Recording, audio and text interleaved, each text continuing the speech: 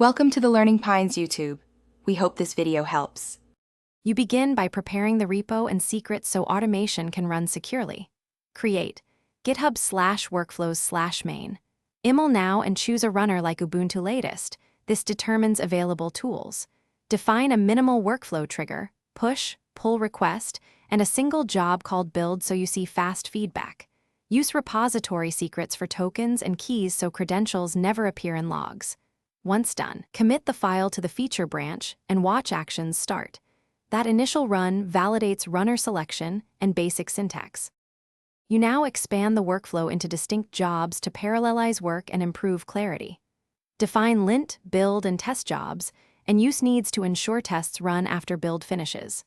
For multi-version support, add a matrix strategy so you test node 14, 16, 18 without copying code.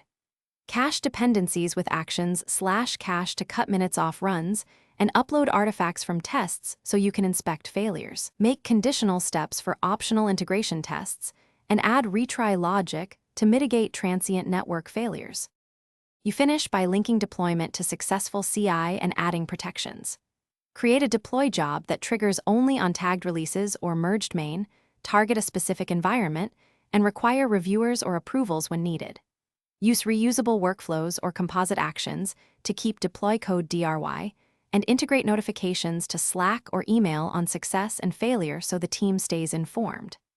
If something goes wrong, first check logs and secrets. Rerun failed jobs, validate token scopes, and rerun the workflow after fixes. This often resolves permission or transient issues. Thanks for watching. Consider subscribing if we helped you.